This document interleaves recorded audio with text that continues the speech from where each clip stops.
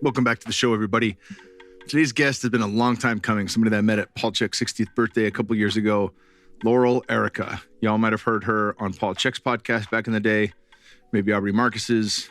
She is a word magic queen and a poet and a highly evolved being. Let me just put it that way. She is an incredibly wise and beautiful elder, and it was a pure joy for me to have her on the show. Due to time constraints, this one's a little bit shorter than I would have liked. I will for certain have her back on. If you've never heard of her, totally cool way to get to know her on this podcast, and then check the show notes because I'll link to some of her finer work that she's done via videos as far back as 2010 on YouTube. So we'll have that for you in the show notes. Really, how she's made a name for herself is seeing the world as it is and calling in through the power of our words, the creativity of our words to create something better. And I'm all about it. And without further ado, Miss Laurel Airica. There we go. Laurel, welcome to the podcast. Hello. This has been so cool. It's been over a year since we met, maybe 2 years. I think Paul's coming up on 62. I think we met at a 60th birthday party. And I had first heard you on his podcast and was blown away by just the beauty of your words and the power behind them, and not just the power behind what you were speaking, but the power in general behind words that does not get seen. You know, I had Peter Crone on the podcast a couple of weeks ago, and one of the things that really stung out to me on a full body resonance, he says, when you're talking about this, you think you're describing something, but your words are not descriptive, they're creative. You're creating it. Right. And I was like, blew my mind. Right. And that speaks to exactly what you've been deep in study with for I don't know how long. But, you know, this podcast, what I like to do is get a bit of background on what made you you. You've been around and you've got some books and you've got a lot of wisdom and knowledge to share with us. When did that start for you, tracking the power of words? I remember saying, and I believe I was 3 or 4, telling my parents, I bet I now know all the words in the English language. And my mother, showing her true colors in the earliest hours, said, I bet you don't, rather than what's your favorite. And then she proceeded to say a word. And I said, well, what language was that? Because I was convinced that early that I knew all the words. And I know that's because this is what I came here to do. And I love when words pop out of the dictionary at you from, unexpectedly. And one that I saw is anamnesis, and I really enjoy sharing it because it means the soul's recollection of what it knew from a prior lifetime. Mm. So isn't it nice to know you've got all that experience and knowledge and evolution behind you to broadcast your message verbally and energetically in ways that are catalytically activating. So anamnesis, it's now the second definition was a patient's recounting of their medical history, which is what I call taking the sublime and reducing it to the ridiculous. Mm-hmm. And there are words that I've found, and perhaps you have, that hold a message in them that expands our sense of human possibilities. So one of them I quite like is a philocalist, which is someone who appreciates the good, the noble, and the beautiful. Mm. And I thought, oh my gosh. Now, if we as human beings knew we had that capacity and that's what makes our hearts sing when we scintillate with these higher frequencies of energy, I think we'd have some very different kind of behavior going on. So I came in with the sense that I already knew all the words. And years later, I wrote my story in the form of what I call my fairyography. because I do believe I come from the elemental kingdom, and I look at it alphabetically as L, M, N, T. Anyway, there's so much. I have published a tip of the iceberg of how I've entertained myself. As I explained in my fairyography, I was born in upside down town to the king and queen of backward land. I spoke a foreign language, which they had to twist to understand. The king was sowing sorrow, and the queen was reaping grief. I held my dreams, but lost my way, confused beyond belief.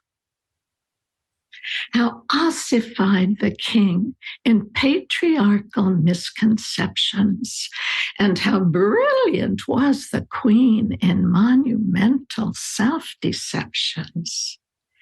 And I wish that I could say that they were singular expressions, but they were the rule, as I know you'll confirm with your reflections.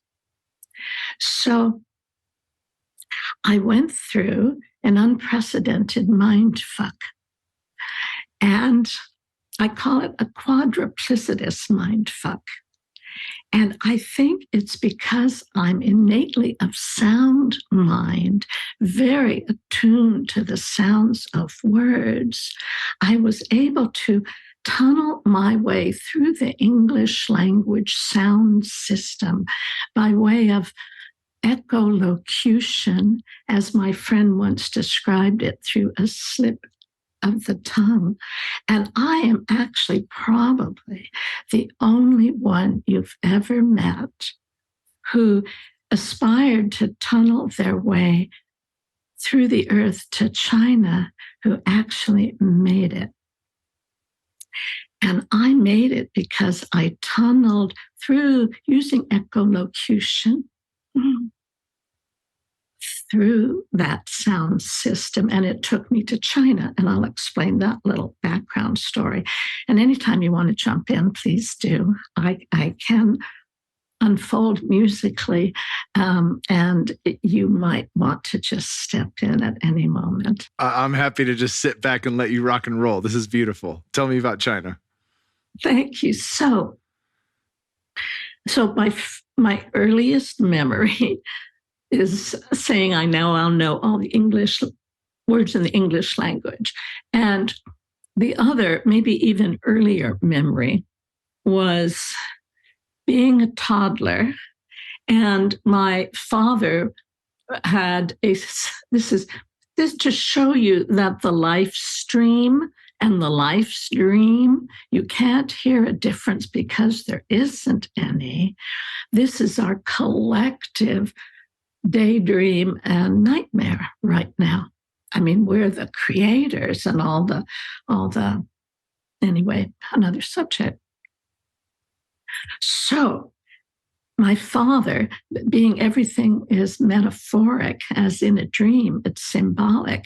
My father, who was from Pennsylvania, and I'm a writer, he was taking delivery of a sound system. As I recall, it was a Magnavox monaural sound system. And the delivery man had opened the box to remove it and set it up. And I, as a toddler, came in to see what he was doing. And he said that when he opened the box, a bat had flown out the window and into the backyard and was hanging from the tree. So I went out, I stood in front of the tree, and in my expecting to see a bat hanging from it, but in my memory of it, it was in that moment that I discovered that the same sound can have two unrelated meanings. I was expecting to see a baseball bat when he had meant a flying bat. So that odd coincidence which I don't dismiss as irrelevant, which is how most people understand coincidence.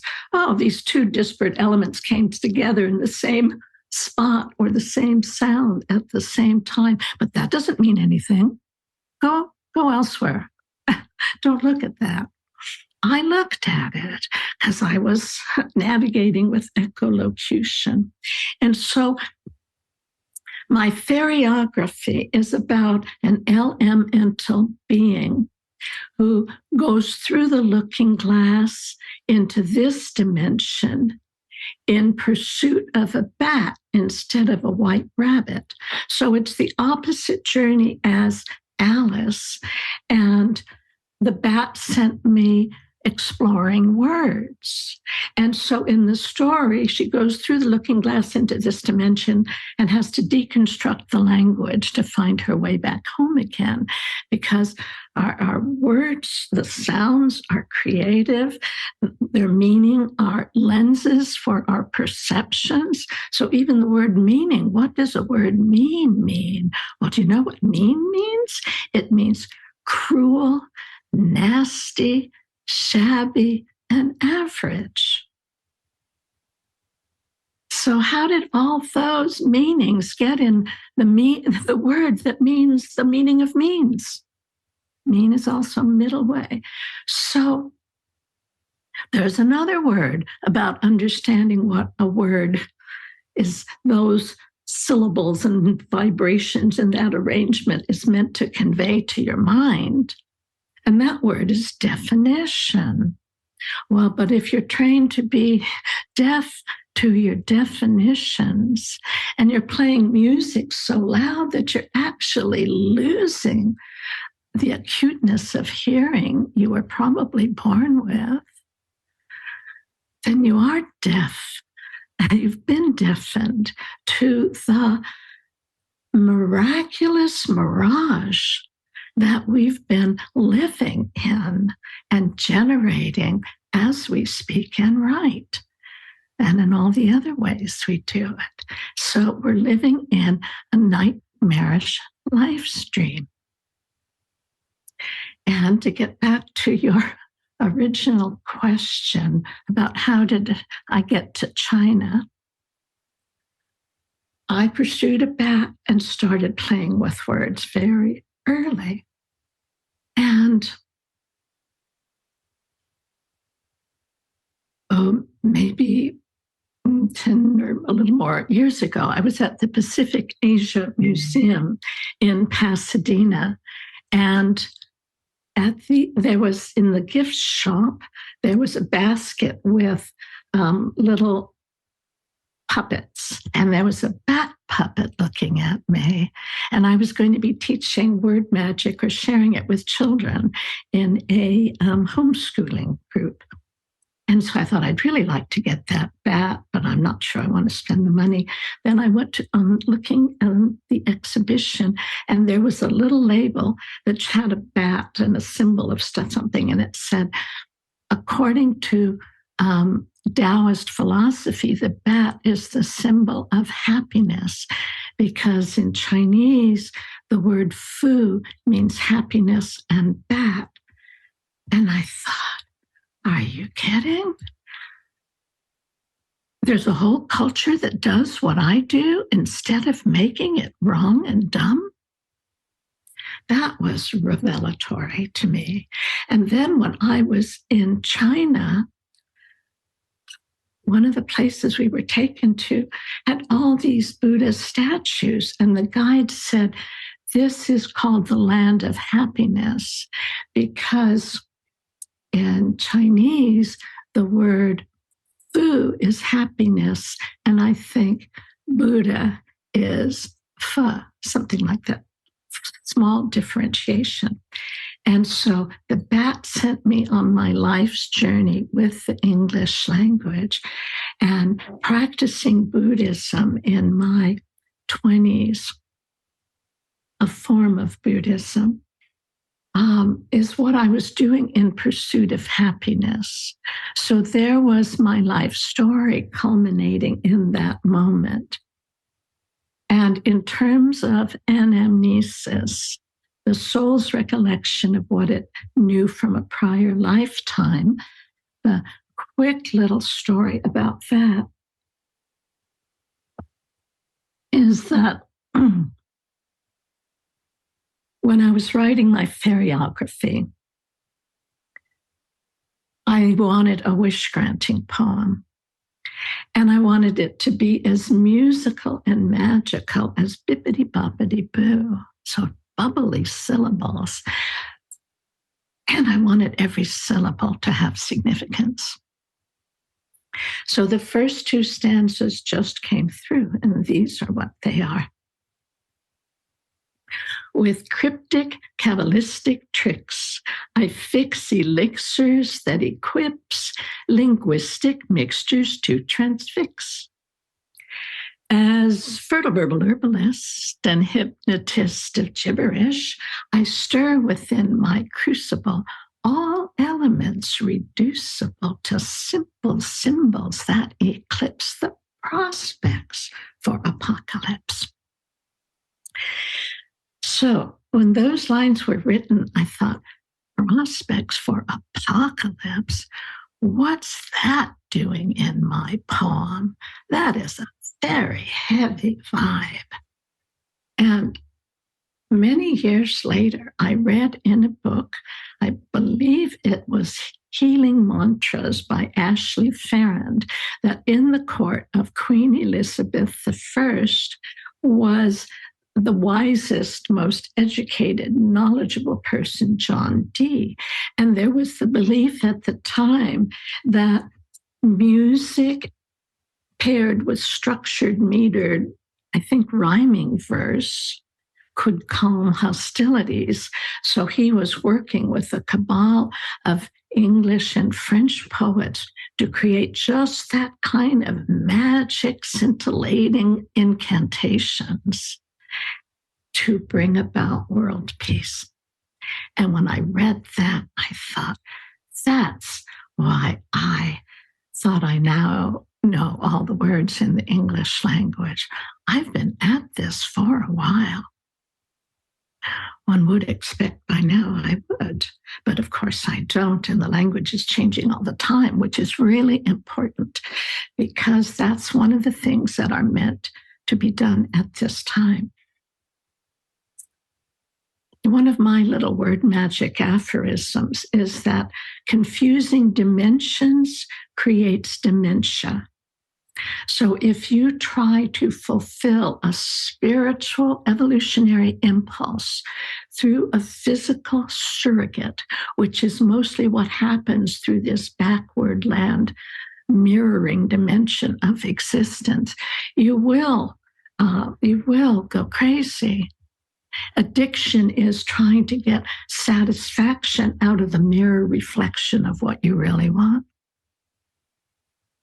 So someone who's hooked on spirits is really eager to connect with spirits because that's where we come from.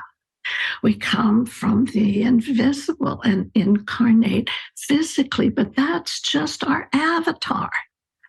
That's just the little personality we're meant to operate from the spiritual perspective. So we are formulating this as we speak and write. And where I was going to was there are evolutionary impulses that are very pronounced within us at this time. Love, of course, is one of them. But some people think love is about fucking. And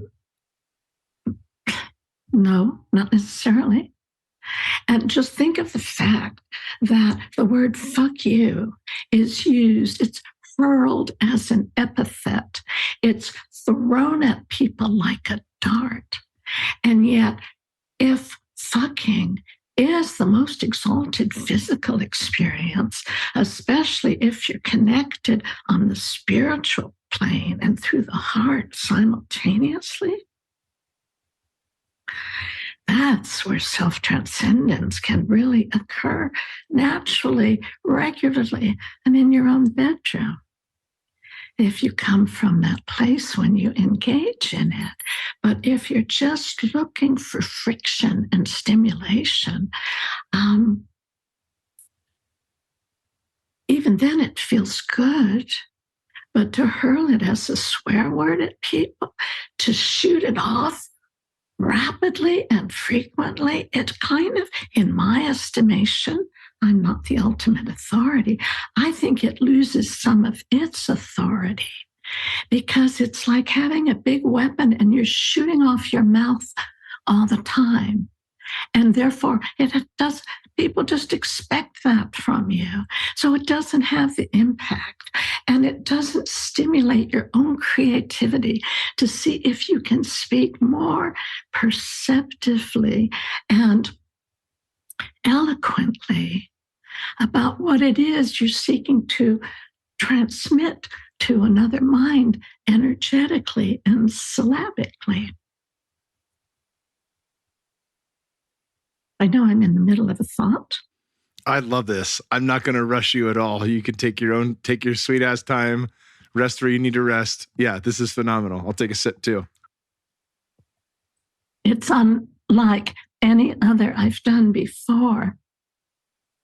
I keep thinking you're Joe Rogan. You look so much like him. Thank you. He is a handsome man. He's a little shorter than me, but we got some similarities. Yeah. It's gorgeous. That's lovely. Thank you. A tall man who fills out his own presence, who isn't hiding in the basement or the attic somewhere, but is just embodying himself fully. What a powerful presence. And how reassuring to those of us who do not have that kind of physical stature and power, yet know we are exquisitely powerful. I want to digress for a moment and tell you a story about that. Yes, please. Thank you. So when my son was 9, my brother brought back for him from Tijuana a switchblade knife. I'd never seen anything like it. I'd never held a weapon in my hands, and I was fascinated. I was also horrified that this is a gift he would give to his nephew, which lets you know how discombobulated the royal family of backward land were. That my brother would think to do something that is beneath idiocy. But speaking of beneath idiocy, when my son was 12 and we moved, I was a single mother, never married.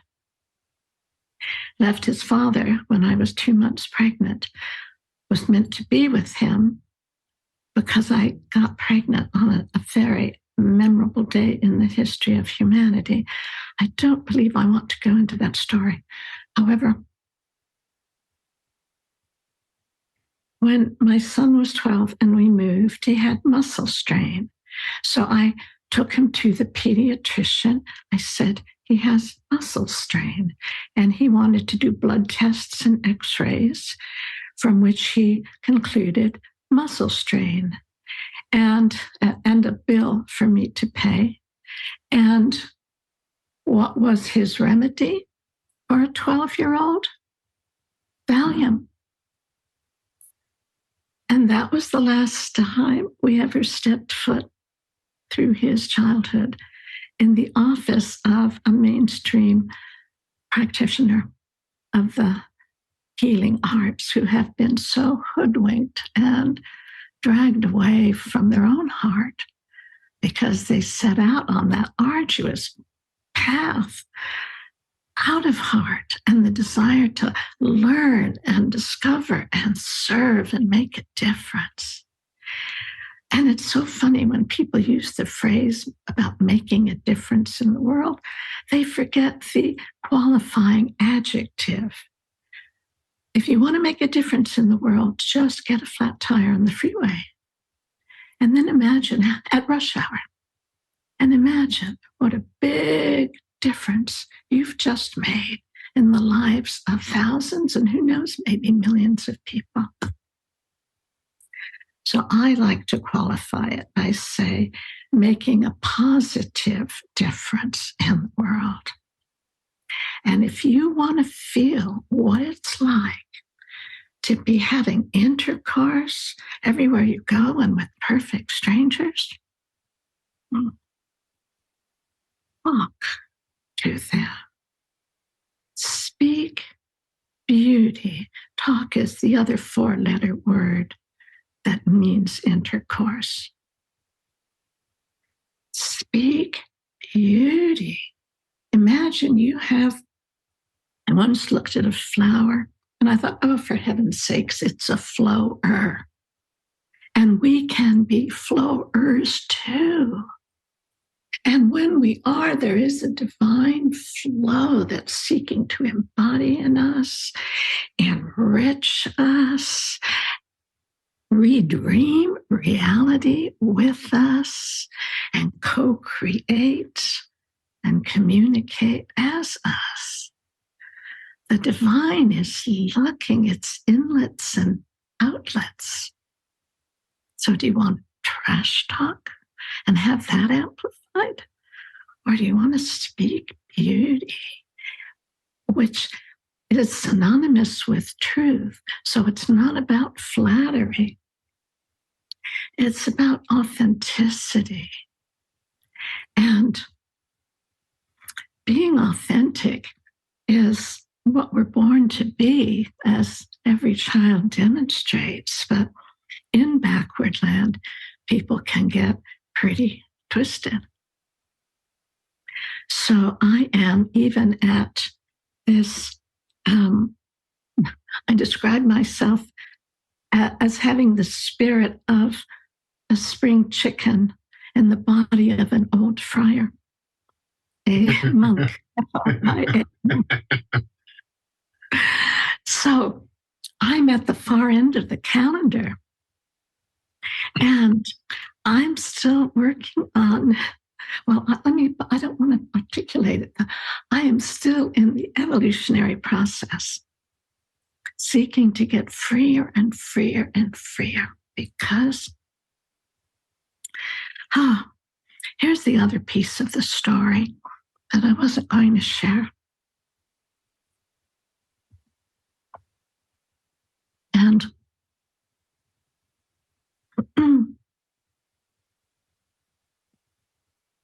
a friend of mine suggested that I speak it orally. It's called Selenotropism, growth in response to moonlight. So when I was very little, I had questions about things no one ever talked about. And I thought, I must be very backward, because how could they live a life without the answers to those questions? And so since no one, I figured they'd answered them for themselves already. I didn't know. I thought it was I who was backward. I came in as one of those early imaginal cells that the system has an autoimmune response to. So I assumed I was the backward one. And I thought if I could read their behavior, I could intuit their conclusions. And I know I had a profusion of questions of that nature. The only one I remember is thanks to D.H. Lawrence, his book, perhaps it was Under the Rainbow, something like that, where this young woman is embracing a soldier and feeling her heart contracting like a bead, a tight bead inside her. And I knew the pain of that place so well. And she says, how can I come together with another person before I have centered the moon in my own being? And when I read that, I thought, yes. Now, why don't people talk about that? And so that was an enduring question for me. And I didn't know whether it was literal or metaphoric.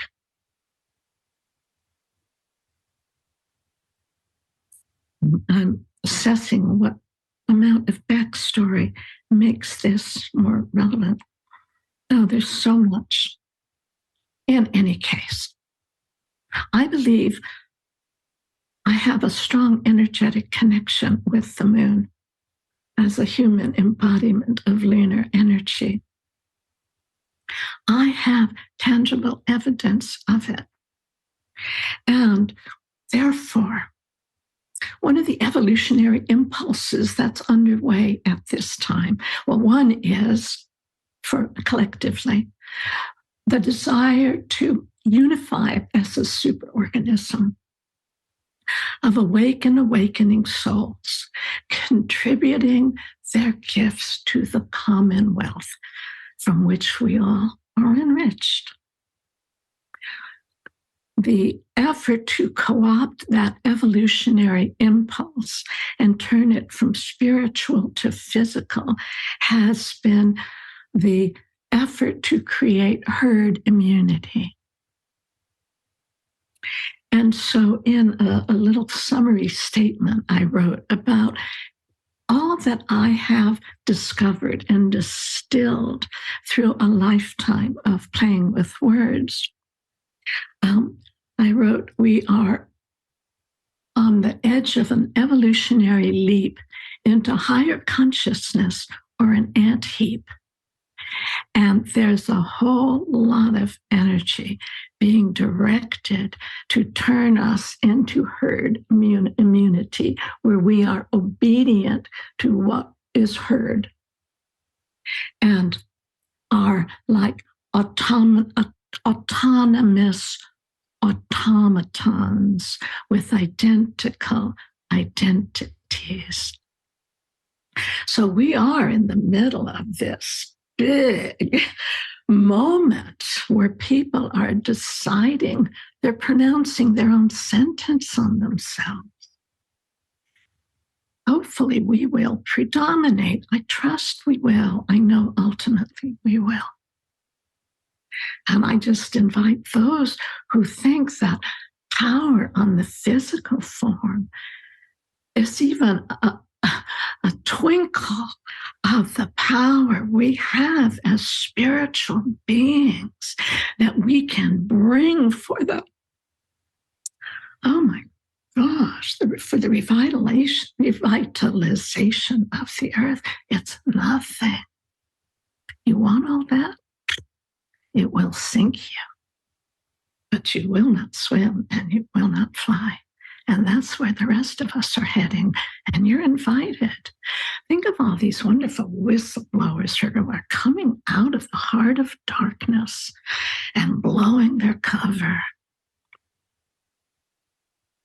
So, as an incarnation of the moon, which is how it seems to me, and others have reflected it to me, I believe it is possible for me to lead that evolutionary impulse to evolve language that is proliferating with words being stolen, words that have had meanings for generations being stolen. In fact, no, you can't say that anymore. We've decided it's changed. And if you don't agree with us, you're racist, you're bigot, you're homophobic. I mean, they're throwing fuck you words at us in various forms all the time. But there is this evolutionary impulse to evolve language, the spiritual part of it. So in 2010, I posted my YouTube video taking, the secret spells of the English language. And that's how most people have found my work online. A woman posted it on the Facebook page of Collective Evolution, which had enormous followers. And that's how it went out suddenly and quickly. I asked her to please post the second one, the anthem, which is the antidote. And it's called Taking Command of the English Language. And she never did. So sometimes when people hear my YouTube and others have borrowed my title, one rapper named B period O period B period, he plagiarized it entirely and started speaking it as if it were his own. And I contacted his manager, who gave me a screw off lady, and I contacted YouTube, and they forced him to take it down. But someone else saw it on YouTube, and it's not so much the theft, but the fact that it's a fuck you to yourself, because you're saying you're not a channel to divine ideas that are new in every moment, spoken in a particular way that can resonate and impact people powerfully. You're saying, I can't do it. I have to steal from this person and conceal the steal. Wow, what an impoverished sense of self that has to come from. In any case, people who see my secret spells of the English language often ask, who did this to us? And there's another disempowering question. I think it's important. I think it's curious, but it's like, who do we go after? And the point is that I have 2 points to make, and all of this is conjecture. All of this is me having intercourse with the vein of divine intelligence that I'm particularly attuned to. So I am certain, and I know a lot of it is intentional. And the fact that my language is being manipulated right now, you don't say mother, say birthing parent. And if a transgender person, a woman becomes a man and can have a baby, then you have to say men can have babies. And that gives lie to Freud's belief that women had penis envy. Women can have all the penises they want anytime they want them. It's men who have womb envy, because we are the bringers of life. And to take words with well-established meanings and agreement and change them, that's how you're looking to create a brain scramble. And especially when you legislate, it has to be said this way. And all you people, all of us, I mean, I'm a fringe person. I'm a fairy. I come out and I admit it. I'm an English language elemental. I also feel very kindred to the moon, as I said. Be creative. So my solution to calling a man, a woman, a man who's having a baby, and it's hard to even keep it straight. It's so nonsensical. Be creative. Don't expect, just like walk into a 12-step room and they'll tell you, don't expect everyone to change their behavior to protect your sensitivity. That's craziness. It's insanity. Get creative. So how about a man who can have it, a woman can have a baby? How about a womb plus man? A womb man, okay? So that honors your roots as someone who came onto this dimension with the womb, and honors your choice as well to be a man. Similarly, a man who wants to be a woman, also a womb man, but you could call yourself, I think we need to keep the categories distinct. So womb man for a woman, that transition, and a free male for someone whose origin is male and whose choice is feminine. And that's lovely. We've all been hungry for the feminine agenda. Whether you're masculine or feminine by birth or by genitalia, we're all hungry for mother love. And look at how we've desecrated Mother Earth. And we live inside her womb. I mean, The suicidal impulse, they talk about it in young children. Well, when the entire culture is looking to commit harakiri publicly, what do you expect? But people say, oops, I didn't mean to go here. I certainly felt that way. Phew. This is a dark journey. So here's my current theory.